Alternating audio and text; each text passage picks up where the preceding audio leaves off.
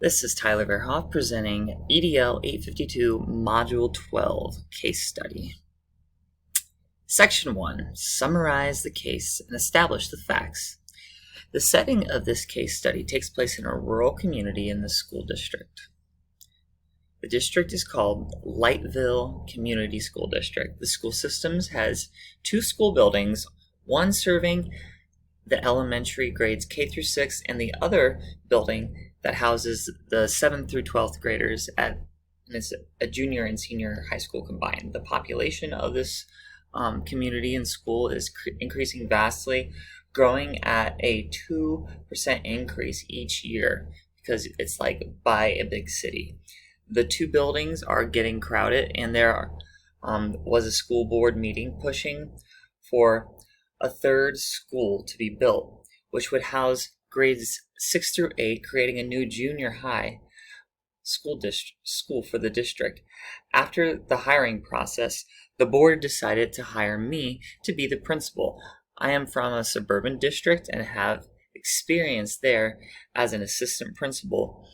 While construction of the new building is underway, I am in charge of hiring and evaluating staff, organizing the programs, as well as the construction collaboration, which is a big toll, but I'm receiving help from the district's superintendents and school board, and they constructed an advisory committee for me, consisting of 4 parents and 4 teachers, which sit on the committee. And their goal is to create a vision statement designed to reflect a core set of values and beliefs of those in the committee and community. This would be used to provide a direction to putting a program into place. And as the principal, I have voiced that I would prefer to share a leadership role on the committee and do not want to be the head committee chair. So the committee chose to appoint Helen Burke as the head, an experienced teacher and brother of the only farmer who sits on the school board. And not being from the community, I did not want to produce the vision statement myself, but I would rather work collaboratively to develop the vision statement more effectively, because I am not from this area. I do not know the values to produce a mission and vision to give this community in this brand new school guidance. I have to know more, and to do that, I think it would be best to collaboratively work on it with this committee. And I spoke with Helen about my concern, and she says that her brother, who is that school board member, thinks that my skill set is best to produce this statement, and that the community is counting on me to do so because of my background and why they hired me, and because of my visionary techniques. The committee also feels that I will solely be that visionary leader and should construct a draft of the vision statement, and they would assist in getting it approved by the school board, so they would help me out there. And I have stated that I would be most comfortable with a diverse committee approach to collectively draft the vision statement.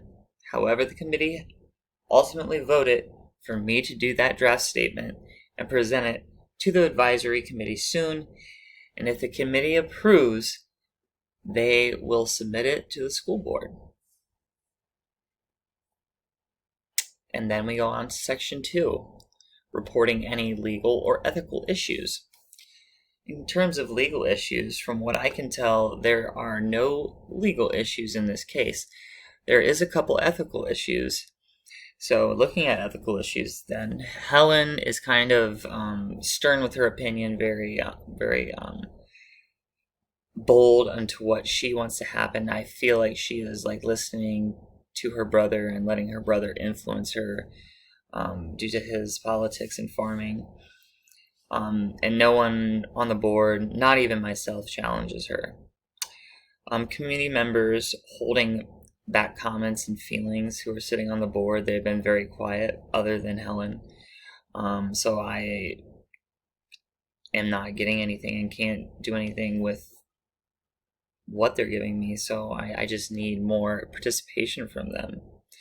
Personal conflicts of interest involving Helen and her brother may be crossing the line, I think. And the accountability and responsibility of creating the vision statement is a part of my job. It's my responsibility, and therefore is my duty to get that passed and done and getting it written up to my best ability.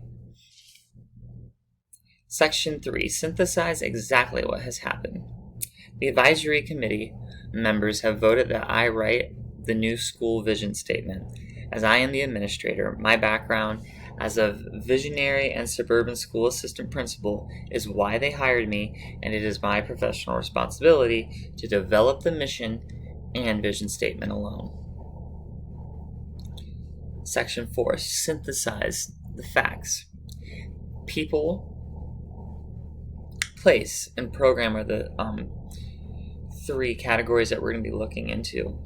In people, it is the principal, myself, Superintendent Joe Rawling, school board members, advisory committee members, Helen, 3 other teachers, and 4 parents. In terms of the place, we're in a rural school district close to a big city, 2 modern schools, elementary and high school, new junior high school planning to be built soon. In the program, we're looking at current grades K through 6 and 7 through 12. We're in a public school system, and the new 6 through 8 building is being constructed. Programs have not been developed, and neither have the curriculums. Section 5. Review and prioritize the information. In making this decision, I could harm the stakeholders, the community, the professional relationships, and school culture. I need to gather input from stakeholders so I can ensure I make the right decision. Stakeholders with equity involved, advisory committees, student teachers, superintendents, rural community, farmers, and local businesses. How can I get input from stakeholders? Talk to people involved, one-on-one about their opinion, and just get to pick their brains as to what their values are and what they would like to see in a junior high. Gather opinions, be a human and talk to people. Meet with other districts, principals, and ask for advice. Not other districts, but in-district principals who may have constructed their vision mission statements in the past, and they can help me with that, especially being from the community. That would be the best people to talk to, I think. Using good digital citizenship, I would conduct a survey for all stakeholders to participate in, and then gather that data to make a excellent decision. Take no action at all is option 1, and I'm identifying my options and possible consequences. No vision statement for the school in option 1. No guidance for school. It could cause tension within the committee.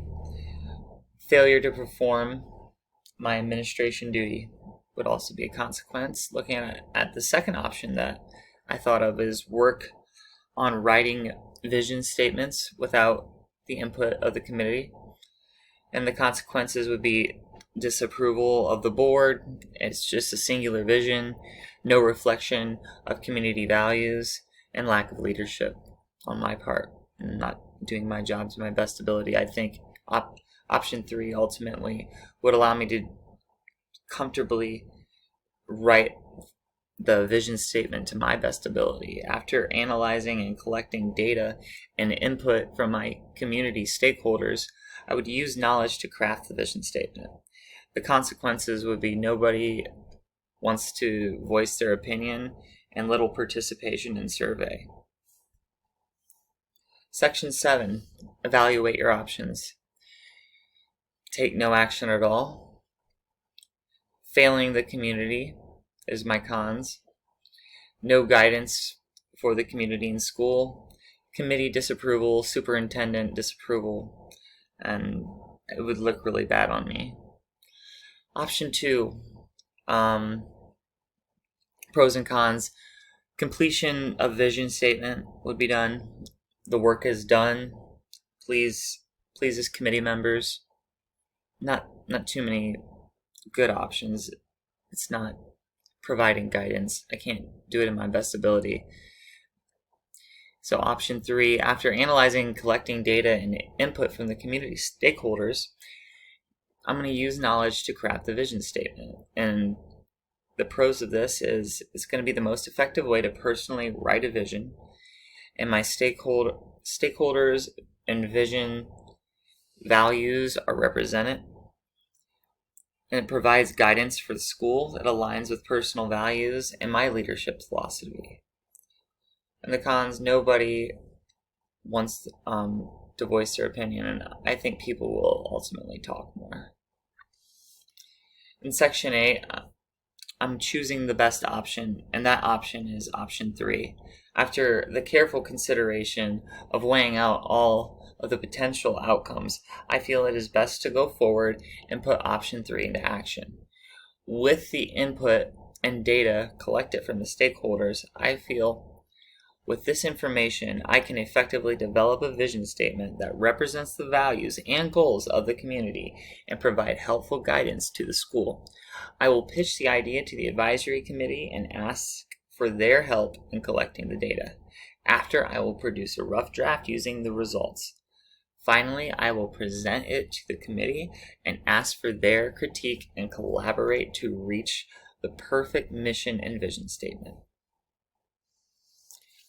In section 9, we're looking at imagine implementing your decision. So first, I would consult with the 2 principals of the other school buildings in the district, so from the elementary and from the high school, and I would ask for their advice and their opinions on the matter. Next, I would explain to the board that to make a vision statement effective, I would need to collect additional data to determine the contents of the vision statement. Then, using technology, I would send out an email newspaper article with a link to all stakeholders with a survey asking about their community evaluation of values, goals, and opinions in efforts to shape the statement. After the survey, using digital technology, and I have enough volume of the participation, I will research the data and draft statements. Additionally, I will share the findings with the advisory committee and write a final draft with their collaboration, communicating a school mission and vision designed to reflect a core set of values to guide the school for years to come. Finally, the committee will submit the vision statement for school board approval. Thank you very much.